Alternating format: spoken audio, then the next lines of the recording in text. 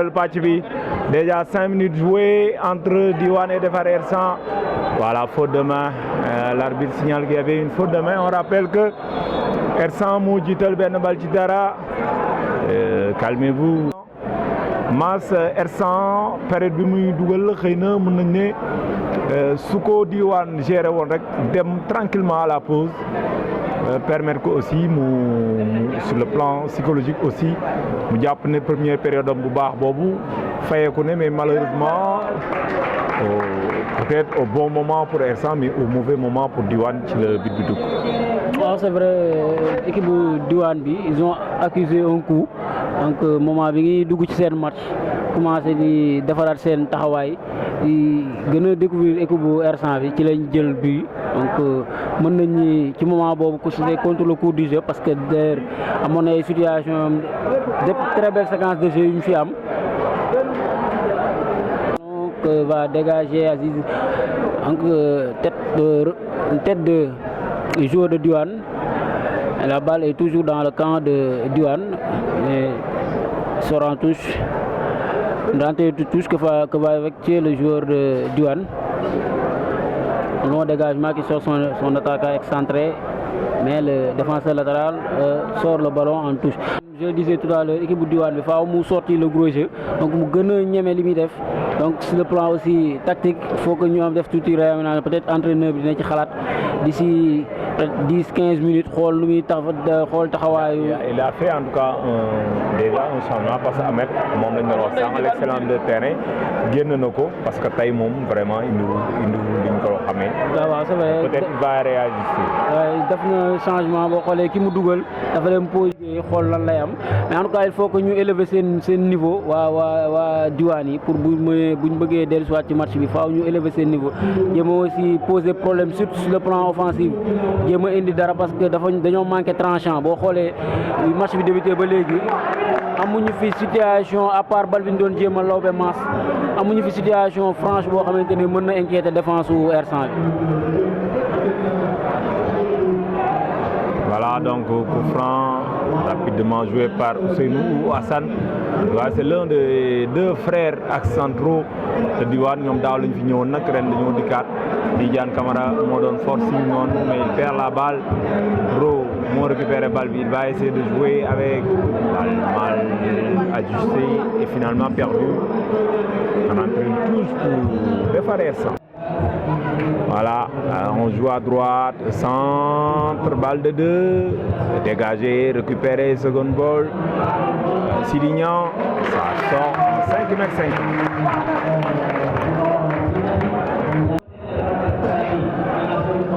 Hersent ñooy jéem a attaqué Tidiane Camara, qu'est-ce qu'il fait? Perte de balle, ça revient, waa Diwane ñooy jéem a revenir, c'est très bien joué ça, il obtient la faute, effectivement. Diwane qui a changé son dispositif, comme le disait tout à l'heure mon confrère Mass Messi. Ils sont passés à un 4-3-3 à un 4-2-4. Maintenant, c'est totalement 4 attaquants. On joue le tout pour le tout. Il ne faut pas attendre les dernières minutes pour le faire. Selon Pabley, parce que non la def ñaari attaquant action la indi.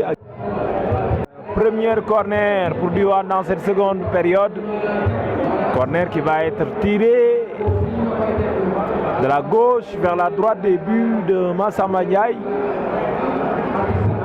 Corner sortant parce que c'est un droitier qui va s'en charger. Et bien tiré, on essaie de trouver Ro, on trouve plutôt Condor Sall. Aujourd'hui, nañu xaw a sori moo tax c'est difficile pour eux et rentrée de touche pour Defar Hersent. Voilà, pour rappel, tout à l'heure en seconde période, nous allons avoir Paycoub Serer qui arrive en ce moment même et l'équipe de Disso pour l'instant sur le terrain. Voilà, et sur le terrain, Paycoub Serer moo ñëw noonu jàmm jeex na. C'est une place en finale qui est en jeu entre Paycoub et Disso. Ce sera en seconde heure. Diwane attaque pour revenir dans la partie. Longue balle dans les nuages plutôt. Longue balle de l'un des frères jumeaux. Waa Diwane ñu ngay pousse Diakhaté Sidi, long dégagement, rentrée de touche encore pour Diwane mu ngi pousse. Loolu moo fi des, c'est pas une élimination qui est en ligne de mire, mais c'est plutôt une place en finale qui est en ligne de mire. C'est pourquoi il faut jouer le tout pour le tout. Attention, faute, danger. Anti-jeu yooyu nañ koy éviter, bokkul ci football. Moo koy jëlaat moom Madiaw moomee, cherche na Ro, tir de Ro, centre tir sax la ñuy wax, cafouillage, mais ballon qui va être récupéré et effectivement coup franc de l'autre côté obtenu par Diwane qui pousse de plus en plus. Coup franc rentrant lay doon, bonne opportunité en tout cas pour les Verts. Coup franc yàgg na ca kaw, cafouillage, Ro qui décale l'un de ses attaquants, seconde balle, Mass est encore là, omniprésent Massamba Ndiaye, la classe sur cette action, balle de but, l'arbitre juge qu'il y avait hors-jeu, même si je ne le pense pas, ça a été limite.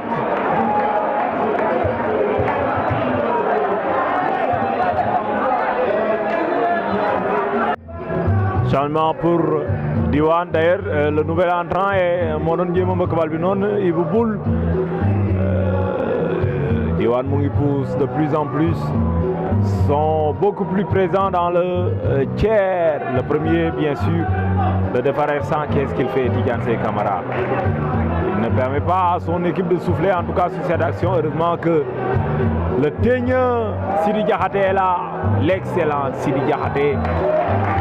Il obtient la faute. Coup franc tiré par Aziz Mbodj. Il trouve l'un de ses attaquants qui joue complètement à gauche. Sûrement il va essayer de chercher son arrière latéral. Boucher, on change complètement. Mbaye Condor Sall, longue balle, ce sera une rentrée de touche pour Defare Ersan. Plutôt pour Diwane. Qui est expulsé. Attention, balle de 2. Tidiane Camara.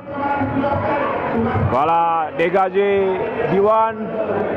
Diwane devra résister pour ne pas disparaître définitivement, parce qu'à 2-0, ce serait quasiment plié. À 2-0, je pense que match bi day jeex, parce que déjà ñoom ñi am difficulté pour revenir ci 1-0 bi, donc suñu leen mënee dina compliqué trop, même si c'est le football ak ni mu incertain. Donc je pense que pour man seen taxawaay bi ba léegi damay insister, taxawaay bi moo des. Boo xoolee donc les 4 attaquants là li ñu placé dañoo am problème jot ay bal. Pourquoi? Parce que tout simplement au milieu jéewuñu téye bal bi jouer ak attaquants yi, donc ay bal long rek lañ leen di balancer. C'est difficile ñu disputer ko ak joueur R100 yi, donc loolu moo posé problème. Faaw milieu terrain bi tamit, même boo tegee 4 attaquants, c'est vrai, pour créer supériorité numérique ci défense adverse, faaw nga am au moins ay milieu terrain yoo xamante ni ñoom ñooy jël ba assurer transmission bi, di leen jéem a trouver pour ñu mën a déséquilibrer défense yi, wala trouver une faille ci défense adverse. Mais suñu leen di balancer bali noonu rek, c'est pas évident ñu mën a percer la défense adverse. Effectivement, la stratégie da ci am solo. Attention, Ersan revient, peut-être déséquilibrement si wax moom mooy permettre de temps en temps Ersan di am ay incursions yu am solo.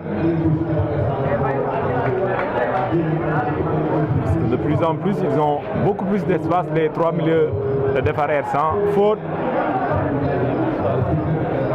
parce que ça devient tout simplement du 3 contre 2 au milieu. On le rappelle, l'option est claire, jouer avec 4 attaquants en phase offensive.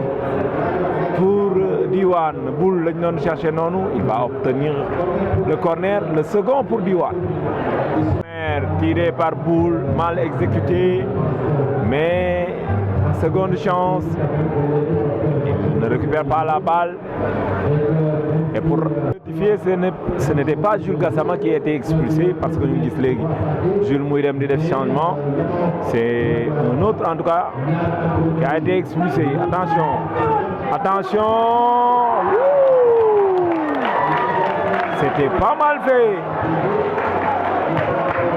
C'était pas mal fait du tout. Le numéro 11 de Defaer. Voilà, au moment le Pape Leydi di opéré changement ñetteel bi da mu nekk bu mujj bi ndax Mara moom moo dugg noonu moom it ñëw jéem a indi toute technique joueur bu am technique la Mara moom moo dugg léegi ñetti cartouche yi Pape Ley am yëpp dugal na ko parce que bëgg na dugal pour dellu si ci joŋante bi gis ngeen sànq action bu rafet boobee waa Defaer sans def mais finalement frappe bi dafa jaar à quelques centimètres des buts de Diwane. Longue balle pour chercher Boul Ibou. On le trouve. Qu'est-ce qu'il va faire? Ibou Boul. Centre, il obtient un corner. Corner encore mal tiré par Boul, même si c'est dedans.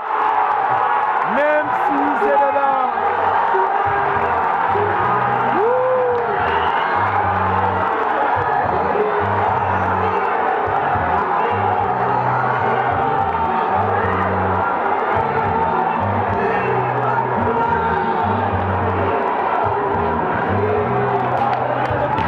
Le tir est écrasé. Un but partout entre Diwane et Defaer sans maa ngi ko doon wax sànq ne tiru Ibou Boul bi dafa écrasé wu mais finalement quand yooyu souvent ça joue de mauvais tours aux défenseurs parce que malgré que le tir a été écrasé, finalement ça a été bénéfique pour Diwane qui égalise. jox man mu def analyse coup franc Mbaye Kondor Sall cafouillage, ça va revenir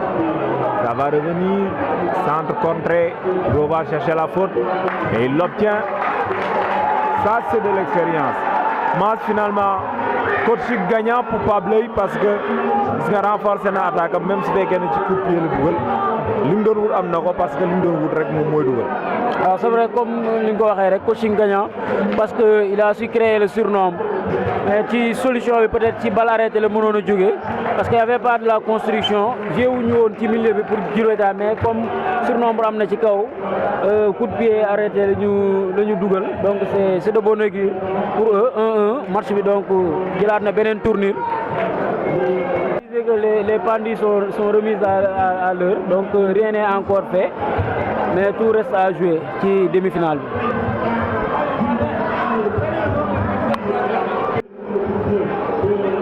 Voilà, un but partout. On reprend tout. Faute.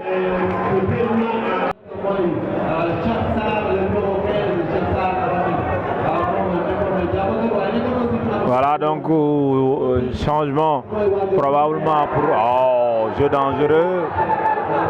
Pour rappel, changement pour Defaer Ersan, c'est Moura qui sort et remplacé par Cheikh Sarr et vous rappelez que ou tout simplement notons que ki nga xam ne mooy Sidi Niang ak ki nga xam ne mooy Ndiolde de l'autre côté ñoom ñaar ñëpp ku ne jox nañ la carton rouge ndax dañ doon xeex ñoom ñaar moo tax arbitre boole leen da leen jox ku ci ne carton rouge donc jàpp nañ ñu ngi football minute yu mujj yi juróom yu mujj yi ci jongante bi diggante Diwane ak Defaer Ersan kan ci ñoom ñaar mooy valider son ticket pour la finale. Pour l'instant il n'y a pas de prétendant. Tout simplement, il y a deux prétendants ku ci ne bëgg a valider son ticket mais pour l'instant sori nañ loolu sortie de balle pour Diwane. Sidi Niang Ndiolde pour Diwane et Sidi Niang pour Defaer Ersan. Sidi Diakhaté qui obtient une faute au centre du terrain.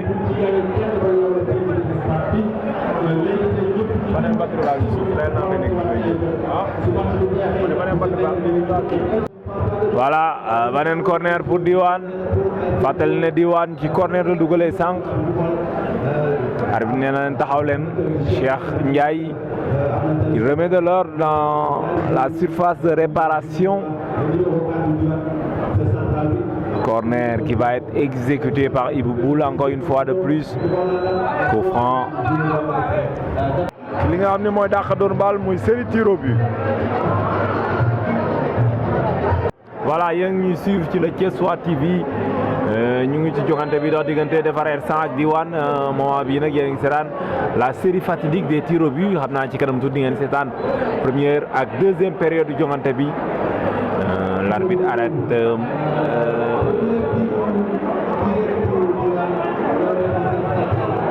voilà arbitre bi mu ngi doon xool si première tiram moom moo koy dóor noonu ñu suivre premier tiru Diwane kenn ci ñaari Cheikh yi dóor na ko c'est dedans 1-0 pour Diwane. arrêté li nga xam ne mooy tiro bi parce que tout simplement am na xeex yu nekk ci ginnaaw te apparemment waa Hersent nee nañ ñoom dañuy arrêté donc on suivra tout à l'heure ce qui va se passer, mais jusque-là retenez que le match est arrêté.